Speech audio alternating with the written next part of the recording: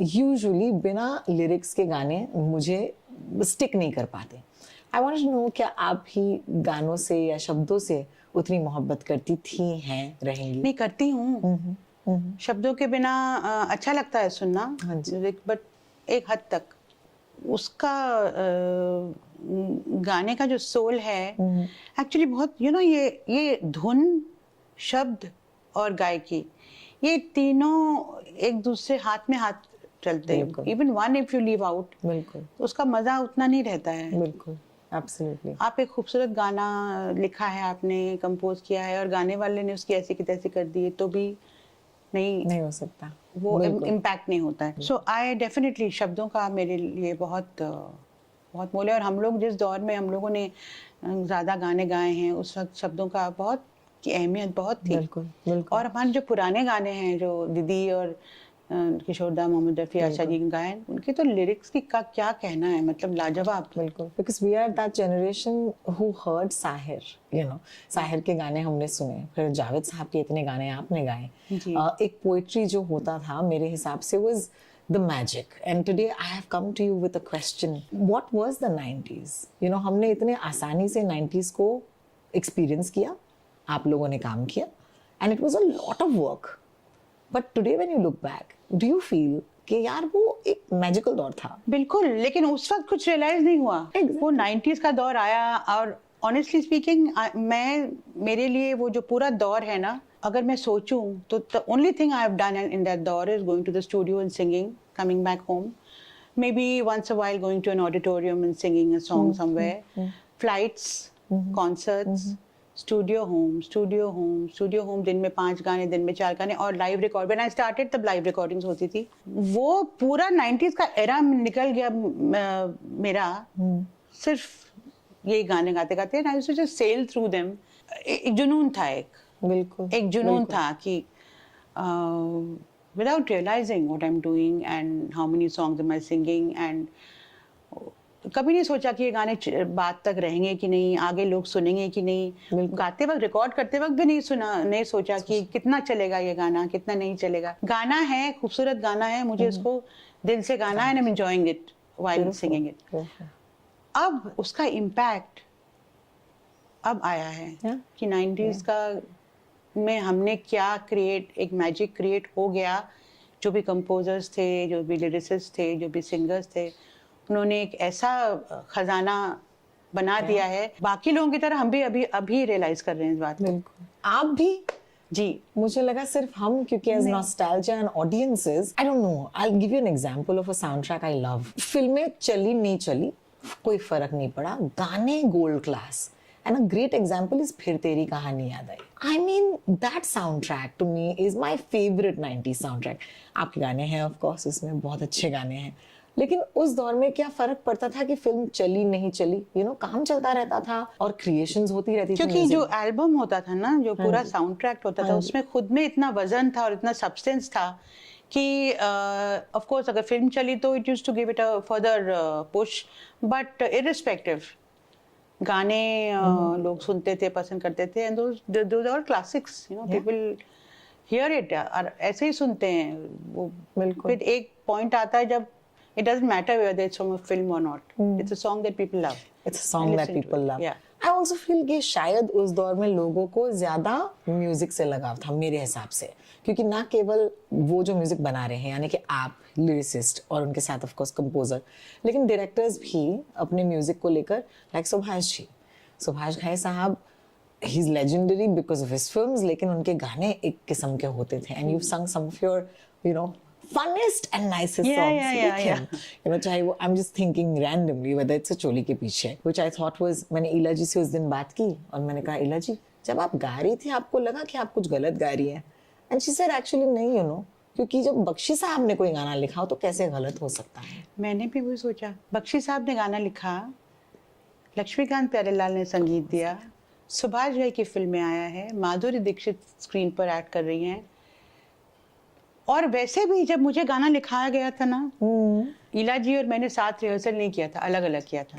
तो we used to go to Lakshmi ji's house, उनकी music sitting room में रिहर्सल के लिए. तो एक दिन पहले मुझे बोला कि गाना लिखवाया, और तो मेरी जो लाइंस थी बोले दो फीमेल्स हैं, आपकी लाइंस मैं आपको लिखवाता हूँ। हाँ। ठीक है। चोली में दिल है मेरा, चुनरी में दिल है मेरा, ये दिल मैं दूंगी मेरे यार को प्यार को। हाँ, चोली के पीछे क्या है मुझे पता ही नहीं था, जब तक कि हम लोग स्टूडियो में नहीं गए Correct. और ईला जी ने जब तक मुझे नहीं मिली, तब वी डिडंट नो कि what was the first line of the song. और by the time I came to know it made perfect sense, you know. अच्छा, बातचीत इट करना was a naughty song, no doubt, but ठीक है ना, naughty song का मतलब तो नहीं, लेकिन उस गाने को कैसे आपने हैंडल किया है, कैसे प्रेजेंट किया है, बिल्कुल, वो बहुत जरूरी था। Yeah. And it was in safe hands, absolutely, completely safe hands. absolutely, yeah. So, in fact, ईला जी हम लोगों ने बहुत हंसे भी हैं, बहुत एंजॉय किया गाते वक्त, रिकॉर्ड करते वक्त। बल्कि चोली के पीछे तो थोड़ा सी बदमाशी थी उसमें। उसके बाद एक ऐसा दौर आया डबल मीनिंग सॉन्ग्स का, which was horrible. Yeah. And believe it or not, I sang so many songs without understanding what I'm singing.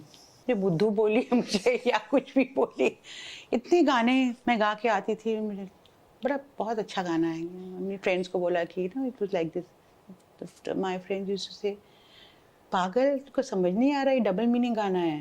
Correct, correct. तो फिर I became very suspicious after that, मुझे दौर चल गया था। तो फिर बिल्कुल। मुझे जो गाने सुनाते थे मैं बोलती थी नहीं, मुझे पहले लिरिक्स, मुझे सारे। पहले भेजो लिरिक्स, मैं लिरिक्स देखूंगी फिर मैं गाऊंगी।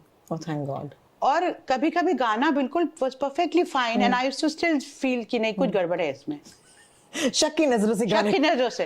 लोग बोलते थे अरे अलका जी कुछ नहीं, बिल्कुल नहीं, इसमें कुछ गड़बड़ है, मुझसे मत गवाओ ये सब आप My लोग। God, my God. तो काफी समय तक ये दौर, पर ऑफ कोर्स दौर पास्ट है, एक एक दौर आता है, एक एक दौर जाता है। Did you ever feel a sense of competition in the 90s for yourself? Did you ever feel कि अरे मेरे गाने इस टाइप के हैं, ऐसा वाला गाना तो मैं कभी नहीं गा सकती, हाँ हाँ ये तो उन्हीं का गाना है। I'm just wondering. नहीं, सोचा ही नहीं कभी उस तरफ। I knew there were other singers singing well, and सबकी अपनी अपनी एक जगह थी। बल्कि बहुत से गाने ऐसे हैं जो मैं गाने वाली थी, but they went to other singers because I was out of town for 2 months for concerts and stuff like that, and I know which songs were mine, which went away. But whoever sang them well, and बस वही कहते हैं ना, गाने गाने पर लिखा है गाने वाले का नाम। मैंने कभी उस तरह से सोचा नहीं कि अरे वो क्या गा रही है, वो अच्छा गा रही है कि वो बुरा गा रही है, वो मुझसे ज्यादा अच्छा गा रही है, उसके गाने मेरे से ज्यादा अच्छे हैं। ये सब चीजें नहीं दिमाग में आई, because I was too busy doing my own work. Beautiful. I was so busy going from studio to studio and concentrating on my song that it never Occurred. and obviously धरती के नीचे जितने गाने वो सब मैं तो नहीं गा सकती ना कोई और गा सकता है। बिल्कुल, गाने तो बिल्कुल। फिर भी मैंने बहुत गाए हैं। I think I have sung the bulk of songs. In fact, I used to get extremely tired sometime. My dad used to say, "बेटा 2 दिन मत गाओ, आराम करो." But I was caught up in that web. And as I said, मेरे sir पे भी वो जुनून सवार था गाने का, and songs. And from being non-ambitious, I became ambitious in the sense that when I realized how much people love the songs. Yeah. So, no, competition was Yeah. not really, never bothered me. Is there a song you wish you had sung? There are lots of songs which were actually mine, but वो चले गए मेरे हाथ से for reasons that I was not available, and वो गाने मुझे लगा अरे यार ये गाना छूट गया। गाने बहुत अच्छे थे। गाने अगर गाना अच्छा हो तो for an artist that is the biggest treat. This thing I've said many times before, I'm saying it again, the songs of Roja. You know the story, right? Yes. You know the story. Yes. तो ये था कि A.R. Rahman was a new name at that time. Nobody knew, especially not in Bombay, because down south he was of course well known, but he was young, नया छोटा सा लड़का सा. He had just come. He South Indian films में he was giving a lot of music. So I got a call from Chennai, Madras at that time, saying that there's this new composer called A.R. Rahman. वो बहुत आपके fan हैं, वो आपसे, उनकी एक film आने वाली है, एक Hindi film he is doing, he wants you and Kumar Shanu to sing all the songs, the entire sound track.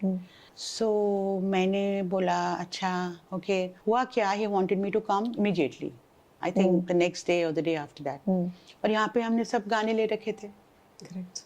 you know, Correct. सब जगह लिखा हुआ था ये डेट, डायरी में block हो गई थी। सुबह नदीम श्रवण, दोपहर को आनंद मिलिंद, इवनिंग को जतिन ललित, वो सब जो भी the ruling composer that time. अच्छा, इन सब के साथ मैंने इतना काम किया हुआ था और मेरा रैपो इतना अच्छा था that I couldn't think of ditching them, dropping them and running off to Chennai.